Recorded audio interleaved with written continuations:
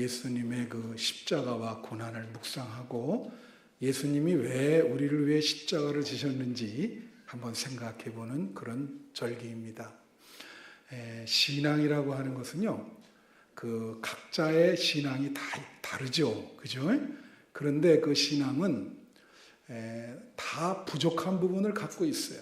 오늘 그 설교하는 저에게도 신앙이 완전하지는 않습니다. 내 안에 부족한 부분을 갖고 있죠.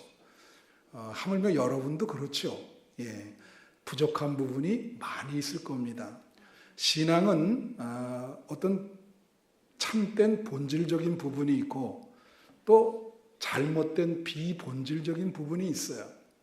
우리가 참된 신앙을 갖기 위해서는 내 안에 있는 비본질적인 잘못된 신앙을 제거하고 참되고 본질적인 신앙을 쫓아가야 우리 신앙이 참된 신앙이 될 줄로 믿습니다. 참된 신앙이 돼야 그런 신앙을 가리켜서 우리는 건강한 신앙이라 그렇게 얘기해요. 병들은 신앙이 아니라 건강한 신앙이다. 오늘 예배드리는 우리 한빛교회 성도님들은 모두 다 건강한 신앙을 소유하기를 축원합니다. 마태복음 5장 28절부터 29절에 보면 예수님께서 산상보훈에서 이런 말씀을 하십니다. 길거리에 가는 어떤 여자를 보고 음욕을 품는 자마다 이미 간음을 하였고 만약 너의 눈이 그러면 네 눈을 빼어버리라. 눈 없이 천국에 가는 것이 많다.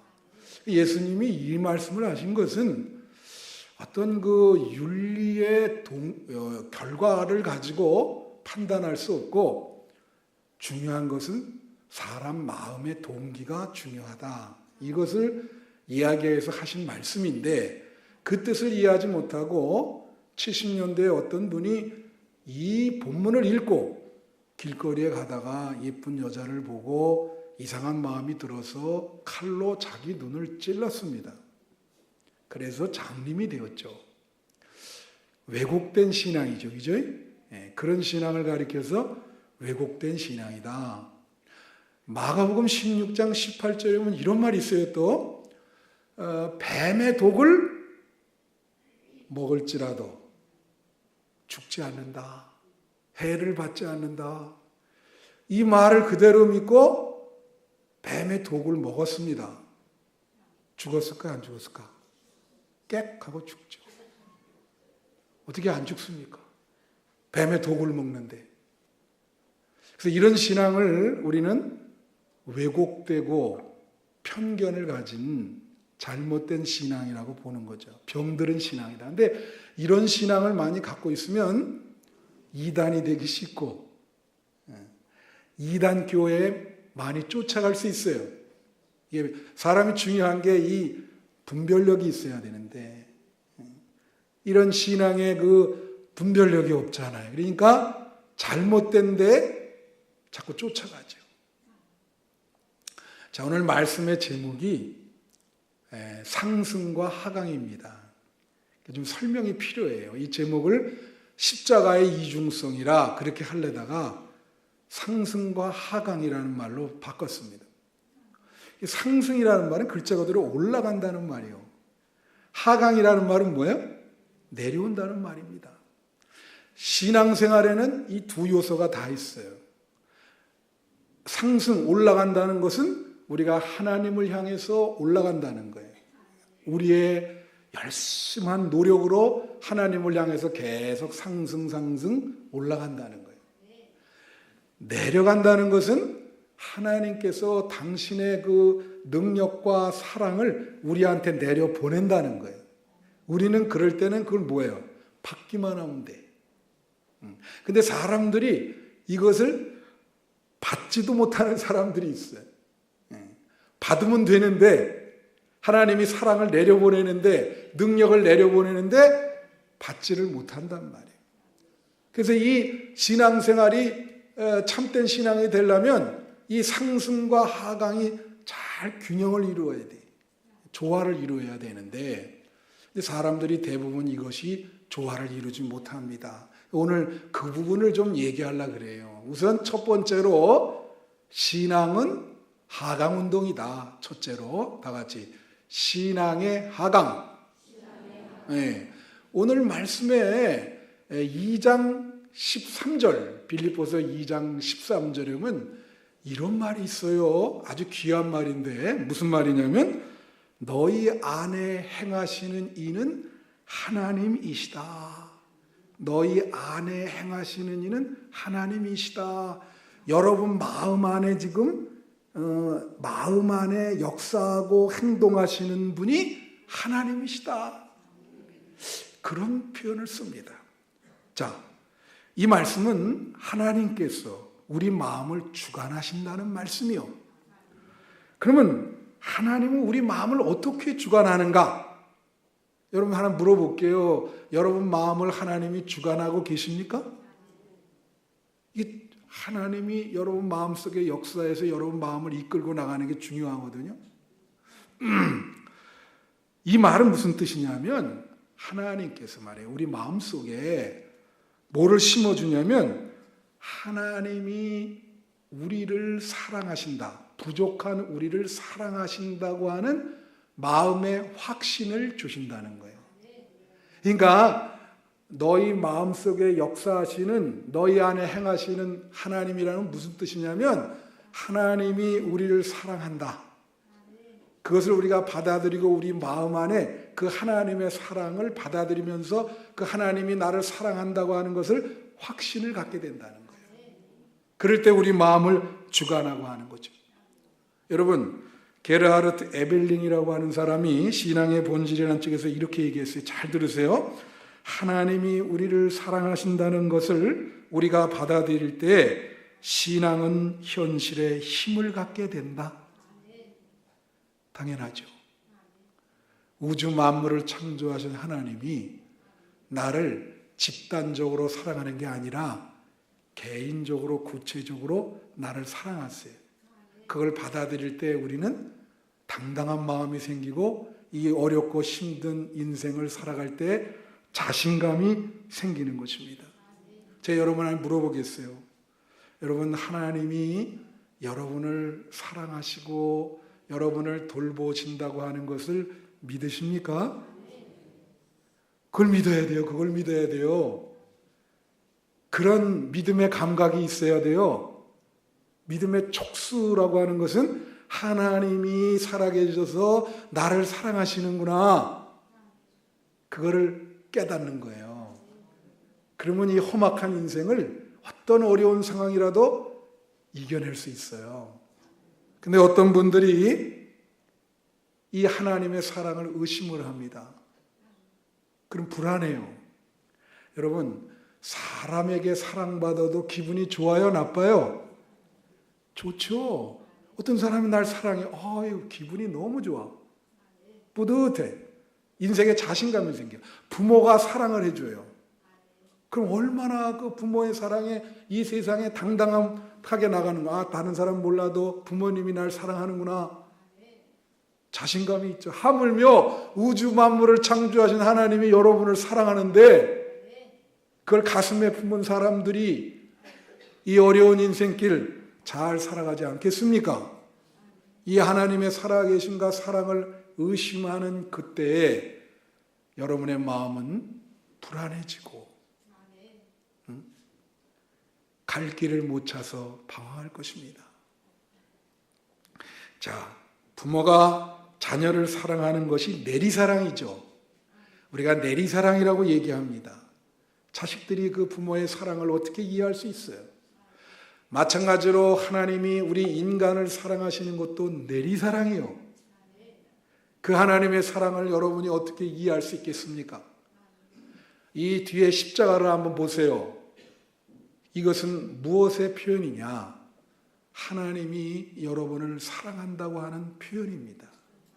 이 십자가가 당신의 외아들을 이 땅에 보내셔서 십자가를 지게 하심으로 여러분의 죄를 용서하시고 불쌍한 영혼들을 구원하셔서 천국으로 인도한다고 하는 표시예요. 그러니까 이 십자가 사랑은 하나님의 내리사랑이요. 한 영혼을 사랑하기 위해서, 구원하기 위해서 하나님이 당신의 외아들을 보내서 십자가를 지게 만들어서 우리를 구원하신 그런 사랑인 것입니다. 그래서 여러분은 이 십자가를 받아들이셔야 되고, 십자가를 통한 하나님 사랑의 하강을 여러분은 그냥 받아들이기만 하시면 돼요. 믿기만 하면 됩니다. 예? 믿음으로 구원 얻으시는 여러분이 되시기를 축원합니다. 그런데요, 이 신앙의 하강만 강조할 때 문제점이 있습니다. 잘 들으세요. 어떤 문제점이 있나? 우선 하나는, 여러분, 세월호가 인양이 됐죠. 지금 대선과 맞물려 있는 시점에서 인양이 됐습니다. 참 가슴 아픈 일이죠, 이게. 여기에 대해서 말이 많죠. 근데 우리 기독교인에게 이 세월호 사건이 무관하지 않습니다. 일말의 책임이 있단 말이에요. 왜 그러냐? 이 세월호를 운영했던 이 유병헌이라고 하는 사람은 소위 말하는 기독교의 이단과 유사 종교인 구원파의 교주입니다. 구원파 교리가 뭔지 아세요, 여러분? 구원파 교리는 이런 교리입니다. 예수님께서 십자가를 지심으로 우리 과거의 죄와 현재의 죄와 미래의 죄를 이미 다 용서했기 때문에 한 번 용서한 것을 또다시 용서받을 필요가 없다. 그래서 미래에 극단적으로 얘기하면 어떤 죄를 져도 상관이 없다는 거예요. 그러니까 예수를 믿고 용서를 받은 우리 기독교인들이 사기를 쳐도 상관이 없고, 간음을 해도 상관이 없고, 하물며 살인을 해도 극단적으로 얘기하면 상관이 없다는 것입니다. 그러니까 문제지요.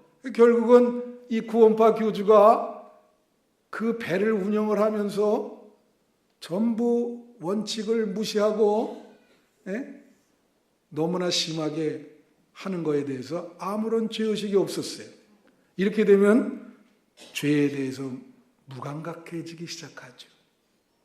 한국 교인의 어떤 신학자가 표현하기를 70%는 다 이런 생각을 갖고 있다. 우리 죄가 용서받았으니까 내가 아무 짓을 해도 상관이 없다. 이건 무서운 이단입니다. 하강만 받아들인다면 이런 문제가 생기죠. 이 하강만 받아들일 때 또 하나의 문제가 있어요. 그건 뭐냐면, 죄를 질 때는 항상 죄라고 하는 것은 가해자가 있고 피해자가 있다는 거예요. 여러분, 죄는 가해자가 있고 피해자가 있는데, 여러분 생각을 고쳐 먹으셔야 되는 게, 우리는 항상 피해자가 아닙니다. 어느 때는 가해자가 되기도 하고 어느 때는 피해자가 되기도 하는 거예요. 이게 맞물려서 돌아가. 그렇지만 죄라고 하는 것은 항상 대상이 있고 가해가 있고 피해가 있는 거예요. 그런데 이렇게 신의 하나님의 이 하강만 우리가 받아들일 때 가해자를 정당화시킬 수 있는 잘못을 범할 수가 있어요. 여러분, 영화 중에 지난번에 한번 얘기한 것 중에 밀양이라고 있잖아요. 보신 분 있죠? 예, 그런 영화는 봐도 좋습니다. 내가 영화 많이 봐서 눈 나빠진 건 아니에요. 책을 많이 읽어서 눈 나빠졌습니다. 그 영화의 내용은 이래요. 거기 이제 여자 주인공, 그 영화 속의 주인공은 내 이름을 많이 모르고요. 그 여자 주인공은 전도연입니다. 그 여자 주인공이 아들이 하나 있었어요. 어린 아들이, 외아들이. 어느 날 유괴를 당하고 그 유괴범이 그 아이를 죽입니다. 이게 전도연은 완전히 미친 상태에서 어떻게 할 수 없고, 누가 전도를 해서 교회를 나가서 교회에서 위로를 받게 돼요. 예? 그래서 용서하라 라고 하는 그 목사님의 말씀을 듣고 용서를 하기 시작합니다. 내가 그래도 용서를 해야지. 그래서 그 용서를 이루기 위해서 그 살인범이 잡혔거든요. 그 살인범이 있는 감옥소에 가서 면회를 하고 내가 당신을 용서한다고 이렇게 얘기를 합니다. 얘기할 때 그 살인범의 태도가 이 전도연을 충격에 몰아줬어요. 뭐라고 얘기를 했냐면 그 살인범이 이렇게 얘기했어요. 당신이 나를 용서하는 건 난 상관하지 않습니다. 나도 감옥소에서 예수를 믿었는데 이미 예수님이 나의 죄를 용서했습니다. 그렇게 얘기를 한 거예요. 그러니까 완전히 머리가 핑 돌아가지고 그 다음부터는 이제 교회를 안 다니기 시작하는 거죠. 그래서 문제가 뭡니까? 이 가해자가 피해자한테 용서를 빌어야죠. 그 과정이 없죠. 그리고 그 피해자를 위로해 줘야 되고 피해자가 정상으로 돌아올 수 있도록 애를 쓰고 기도도 해주고 그런 노력을 해줘야 되는데 그런 건 없고 하나님이 용서해 주셨으니까 난 됐다. 그건 안 된다는 거지. 이게 바로 하강 이게 칭의인데 여기서 일어나는 문제입니다. 둘째로 신앙생활에서 중요한 게 신앙의 상승입니다. 신앙의 상승. 해보세요. 신앙의 상승. 오늘 말씀 빌립보서 2장 12절에 오면 이런 말씀이 있어요. 무슨 말씀이냐면 나의 사랑하는 자들아 너희가 나 있을 때뿐만 아니라 더욱 지금 나 없을 때에도 항상 복종하여 두렵고 떨림으로 너희 구원을 이루라. 여기 보면 뭐라고 또 나오냐면 복종해서 두렵고 떨림으로 너희 구원을 이루라. 스스로 이루라. 그렇게 얘기하시는 거예요. 어떤 데는 십자가 사랑을 받아들이기만 하는 게 된다 그랬더니 여기는 또 뭐예요? 순종하고 두렵고 떨림으로 노력을 해서 너희 구원을 이루라. 그렇게 얘기하고 있어요. 여기에 우리 신자는 복종하고 하나님 말씀에 순종하고 거룩하게 살려고 하고 도덕적으로도 무음한 그러한 노력을 해야 된다는 말씀이에요. 그렇게 노력해서 우리의 노력으로 예수님을 닮아가야 된다. 하나님까지 이르러야 된다. 예? 그리고 자기를 절제하고 자기를 어떻게 보면 초월하려고 부족한 것을 어떻게든지 극복해서 예수님 같은 성품을 닮으려고 노력해야 된다는 것이지. 이게 바로 상승이야.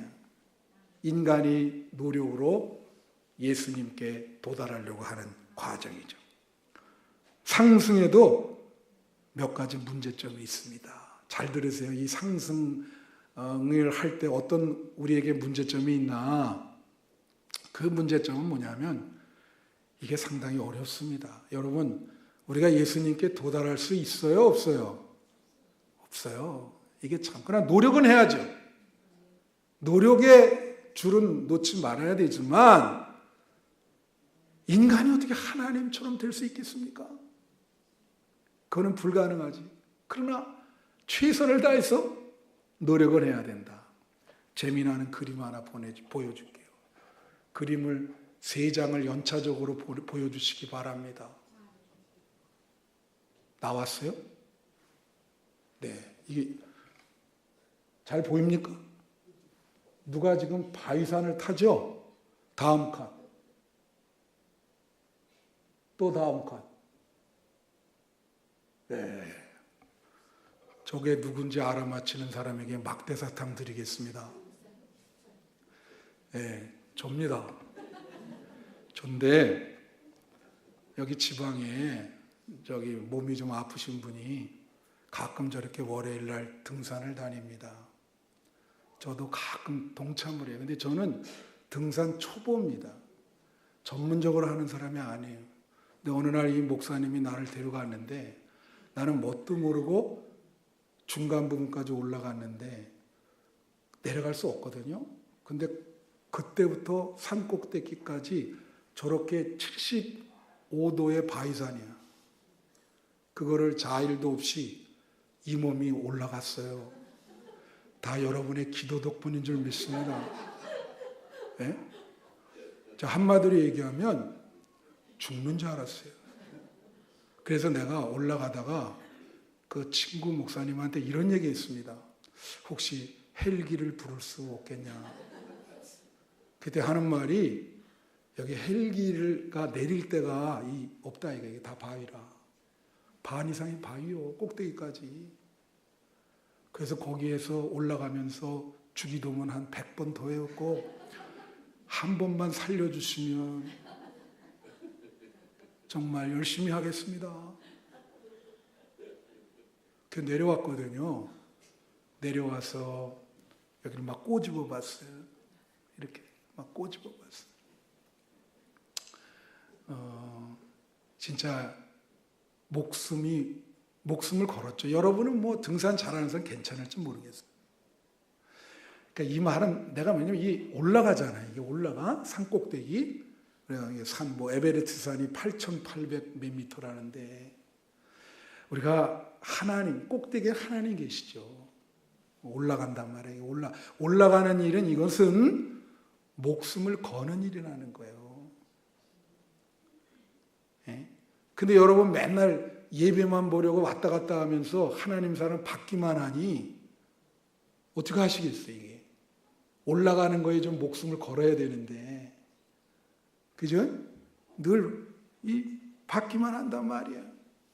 그러니까 이 상승이라는 건 뭐라 하냐면, 여러분이 예수를 믿고 하나님의 사랑을 받은 다음에 예수님처럼 되기 위해서 전도도 하고, 구제도 하고, 금식 기도도 하고, 예? 단기 선교도 쫓아가고, 노력을 해야 된다면 노력을.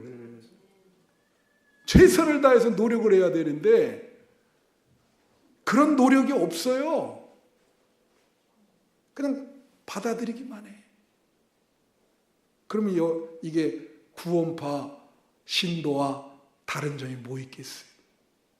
구원파는 그냥 다 미래의 죄까지 용서받았으니까 나는 그냥 아무 짓이나 해도 된다. 교회 와서 맨날 예배 드린 건 그것만 확인하는 거예요. 자, 이 상승이라는 건 상당히 어려운데 설사 조금이라도 달성되면 여러 가지 여기서 생기는 문제가 있어요. 여기도. 무슨 문제가 있냐. 이것이 말이에요. 잘못하면 자기 의의가 될 수가 있어요. 자기 공적이 될 수가 있어요. 그래서 자꾸 자기 자랑을 하게 되고 교만하게 됩니다. 그래서 자기는 의롭게 생각하고 남들은 의롭지 않다고 생각해서 자꾸 정죄를 하게 돼요. 응? 나는 의로운데 이 상승의 잘못된 점이 이거예요. 자기만 노력하면 되는데 노력을 하면서 자꾸 남들은 왜 저러냐. 그런 율법주의에 빠지게 되는 거예요. 그래서 하강은 죄를 지어도 상관없다는 죄의 무감각을 가져오고 상승은 노력을 하는데 자기 죄를 몰라요. 아예 모른다고 깨닫지 못해. 그래서 자기 의에 빠지고 율법주의에 거하게 된다. 그래서 이런 문제가 있는데 결론은 뭐냐? 중요한 거는 셋째로 여러 가지 문제점을 종합해 볼 때 셋째로예요. 셋째로 상승과 하강의 균형입니다. 다 같이 상승과 하강의 균형. 네. 이 균형이 뭐냐? 여러분 이거예요. 우리가 좀 이것을 어렵게 생각하면 하나님의 사랑을 받아들이는 것이 믿음입니다. 그리고 우리가 열심히 노력해서 하나님께 도달하려고 하는 것은 행함입니다. 그러니까 믿음과 행함이 균형을 이루어야 된다. 할렐루야. 우리 한빛교회 성도님들은 믿음과 행함이 다 균형이 있고 조화가 이루게 될 줄로 믿습니다. 이것을 어려운 말로 칭의와 성화라 그래요. 칭의라고 하는 것은 하나님이 인간이 예수를 믿을 때 의롭다고 칭해주는 거예요. 죄가 있지만 너 의롭다, 구원해 주겠다. 그게 칭의요. 그 성화는 칭의를 받은 기독교인들이 거룩하게 살려고 매 순간 노력하는 것을 성화라 그래요. 근데 루터라고 하는 사람은 칭의를 강조했거든요. 근데 칼빈이 이렇게 얘기했어요. 잘들 뭐라고 얘기냐면 칭의와 성화는 동시적으로 일어난다. 그 말은 뭐냐면 칭의 없는 성화가 없고 성화 없는 칭의가 없다는 거예요. 당연히 예수 그리스도를 구주로 영접할 때는, 중생을 할 때는 반드시 그 마음에 예수님처럼 살려고 하는 거룩한 마음이 들어가 있어야 된다는 거고, 예수를 믿고 중생을 했다는데 아직도 거룩하게 살지 못한다고 한다면 중생하지 못한 거라, 칭의를 얻지 못한 거라, 이렇게 얘기합니다. 이거를 이제 말씀을 마치면서 저는 십자가의 이중성이라 이것을 말씀드리고 싶어요. 다 같이 십자가의 이중성. 자, 십자가의 이중성이 뭐냐? 십자가는 두 가지가 있어요. 하나는 로마서 8장 39절에 우리 다 같이 한번 읽어보겠습니다. 로마서 8장 39절. 여기 나오죠? 시작. 높음이나 깊음이나 다른 어떤 피조물이라도 우리를 우리 주 예수 그리스도 안에 있는 하나님의 사랑에서 끊을 수 없느니라. 이 말은 뭐냐면 예수 그리스도의 십자가를 통한 하나님의 사랑, 그게 우리와 연결되어 있는데 그거는 어떤 세력이 와도 끊을 수가 없어요. 하나님께서 십자가를 통해서 우리를 용서하시고 우리를 사랑하시는 거예요. 그것은 여러분이 그대로 받아들이기만 하면 돼. 십자가의 사랑을 받아들이시는 여러분 되시기를 축원합니다. 여러분이 믿든 안 믿든 하나님께서 당신의 외아들을, 여러분을 구원하시기 위해서 십자가를 지게 만드신 거예요. 그걸 믿으면 하나님이 여러분을 용서하시고 마지막 날 심판 때에서 여러분을 구원하시고 여러분의 현재의 인생도 하나님이 사랑하시고 돌보시는 거예요. 근데 십자가는 이런 것만 있냐? 그렇지 않아요. 십자가는 받아들임과 동시에 우리가 십자가를 져야 됩니다. 지난주에 골로새서 1장 24절을 얘기했어요. 골로새서 1장 24절 뭐라고 나오죠? 우리 다 같이 읽어보겠습니다. 시작. 나는 이제 너희를 위하여 받는 괴로움을 기뻐하고 그리스도의 남은 고난을 그의 몸된 교회를 위해 내 육체에 채우노라. 여기 바울이 뭐라냐면 자기는 예수 그리스도의 남은 고난을 위해서 자기 육체를 쳐서 그 고난을 감수하는 게 교회를 위해서, 복음 전하는 것을 위해서 자기 육체에 채운다, 이런 말을 해요. 여러분, 십자가는 받음과 동시에 지는 겁니다. 여러분, 목걸이도 막 하는데 십자가는 목걸이에 매다는 게 아니라 지는 거예요.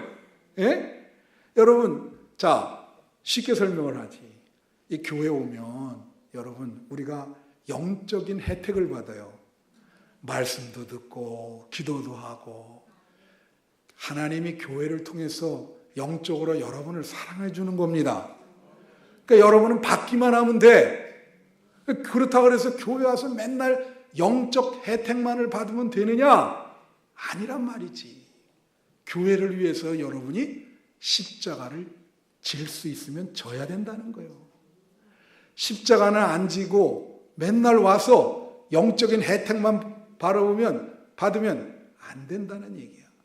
그럼 교회를 위해서 십자가를 진다는 게 뭐예요? 그건 여러분이 전도도 하고, 진짜 아까도 얘기했지만, 구제도 하고, 복음을 위해서 희생을 하고, 그게 십자가를 지는 거죠. 우리 성도들이 다 한빛교회를 위해서, 주님의 복음을 위해서 십자가를 질 줄 아는 여러분 되시기를 축원합니다. 이제 말씀을 마치면서 미국의 존 F 케네디 대통령이 취임 연설에서 이런 말을 했습니다. 중요한 말이에요. 이렇게 얘기했어요. 미국 국민 여러분, 여러분은 미국이라는 국가가 여러분에게 뭘 주기만을 바라지 말고 미국을 위해서 여러분이 무엇을 할 수 있는지를 늘 생각하고 미국을 위해서 여러분이 무언가를 하시는 여러분이 되시기를 바랍니다. 얘기한 거예요. 예수님도 여러분에게 오늘 똑같은 얘기를 하는 거예요. 예수님이 여러분에게 은혜를 주십니다. 십자가를 지셨어요. 그러나 예수님의 그 십자가 고난을 맞들 수 있는 여러분이 되시기를 축원합니다. 그래서 남은 생에 몸만 왔다 갔다 하시는 것이 아니라 예수 그리스도의 복음이 땅 끝까지 전파되도록 예수님께 영광 돌리고 예수님이 우리에게 허락하신 여러분 몫의 십자가를 과감히 질 수 있는 여러분이 되시기를 축원합니다. 기도하겠습니다. 우리 한 3분 동안만 통성으로 기도하겠습니다.